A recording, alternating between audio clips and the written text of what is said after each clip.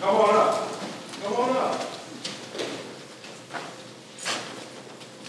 Every year when I lived in Houston,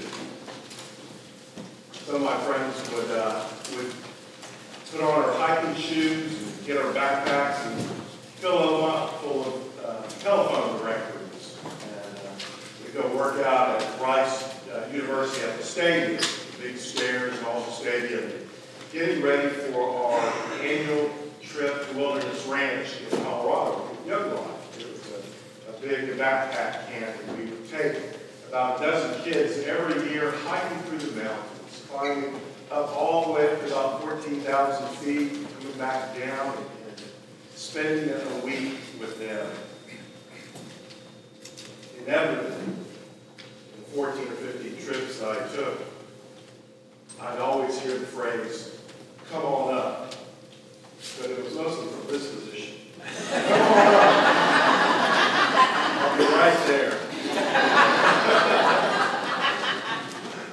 You want to know humility? You go out camping with about a dozen 17, 18-year-old kids who are lacrosse players or run track or something like that, and you're in your 30s and 40s, and you hear the phrase, "Hurry up, old man, let's get going." Come on up. So I'd be straggling a couple 100 yards behind, and the mountain guide would say, "Come on up. You'll get to see the scenery. We can walk together, and instead of looking at the back of people's backpacks, you'll be up front, leading pace, people follow you, and it'll be great." So between the tacos and the enchiladas I ate in Houston, I would make it there some of those times. Right? You know, these songs, in the sense that we're talking through these next few series, the pilgrims are moving from one place to the ultimate place, to the temple on the mountain. And if they're coming from around the Jericho area, they're already starting in the negative. And they're below sea level, 200 to 300 feet below sea level. And they will climb all the way up, about 3,500 feet to get to the Temple Mountain. So like me, their legs are burning. Their lungs are gasping for air. And with me, my mind was racing. I'm thinking, I'm not saying one of the Psalms, "Lord, where's my help come from?" I'm saying in my head, "Lord, what am I doing here with a bunch of teenagers on this cold, rainy mountain? I could be in Cancun with my friends. A nice, sunny, white beach." Right? Then as I make my way, as they tell me to come up, it's just not my legs burning and my lungs gasping and my mind racing. My mouth is reverting back to childhood, grumbling and whining. Are we there yet? How much longer? Look, is that the peak? Is that the ridge we're going to go up and over? And they'll say, "Oh, it's about 15 more minutes. That's just a false peak. We're going over there." And as we keep plodding, my mouth keeps whining. "Well, it's been 15 minutes. Are we there yet?" He says, "No, we're just getting the false peaks. It's just about 15 more minutes to go." Been there, backseat of the car, listening to your children say that? Are we there yet? Sure. 15 more minutes. And eventually we get there. There's nothing like being on top of the mountain, backpack off, and rest. It's nice. Eventually the Holy Spirit talks. He whispers. He says, even with the rain, and the mud, and the lightning, and the cold weather, and the sleet sometimes get in your face, you're here for a reason. He whispers. He says, there are relationships to build. You're here because I placed you here. I have you. And in that, as we walk or set up base camp, there are friendships that are renewed. Friendships that are started. kids I've never met except for being on that trip.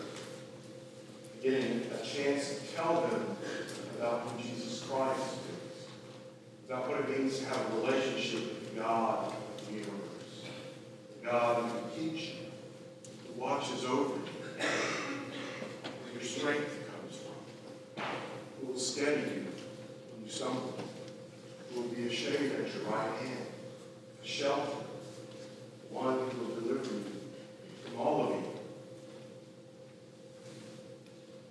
And in that, it gives much comfort. You know, as the pilgrims are walking, they're singing these songs of ascent. They're walking through areas that are dangerous, unsavory at times. There could be bandits, highwaymen, con artists that come down from the mountains, strange wild animals that can come. There's also the allure of false gods that come from different parts of the mountains, the hills. Lies that are told that sound so sweet, sound so nice, enticing, that lure people away thinking these gods have the right answer. These things that they promise will bring happiness and satisfaction. So that as they walk, the psalmist will say, when I look to the mountains for strength, hope, satisfaction, he will say, no, my strength comes from the Lord. And as they climb up to Jerusalem and see the mountains that were so terrifying at one time, so intimidating at one time, really false peaks. Right? There's really no danger there. There's really no power or authority there. The things that they promise that are so enticing and so sweet to our ear, promises that are false, that bring destruction, despair, and discord into their lives. And as they walk, as they sing songs, they hear echoes or reminders of who they were. They were a people in bondage and in slavery. They hear those echoes that come back out of Exodus, that the one who saved them is always with them, that the life that they once led was a life of discord, of despair, of destruction, and now he has brought them into a land of life and freedom, of hope. Those mountains no longer have power over them, no longer scare them, bring them anxiety. They're reminded of the mountain where God meets them. All in the Old Testament, when God meets people on the mountain, great things happen. And they are reminded as they climb up to the Temple Mountain that great things are happening. There's joy. There's peace. There's rejoicing together as a community. Together. Rejoicing in the God who saves them, who keeps them, who steadies them, who is their shelter, and who will safeguard them from all of evil. And as we all walk through those journeys in our lives, we understand that despair, destruction, and all those things, they have no authority over us, because there is one who has walked up that hill by himself, up to that Temple Mount, up to the cross. He has placed all of our discord, all of our anxiety, all of our despair and destruction upon him. He bears all of that. He is the one who says, "Come to me, all you who are weary and heavy laden, with great burdens. Take my yoke upon you and learn from me. I will give you rest. My yoke is easy and my burden is light." That's an invitation to all of us. We renew our friendship with him or start a new friendship. The one who says,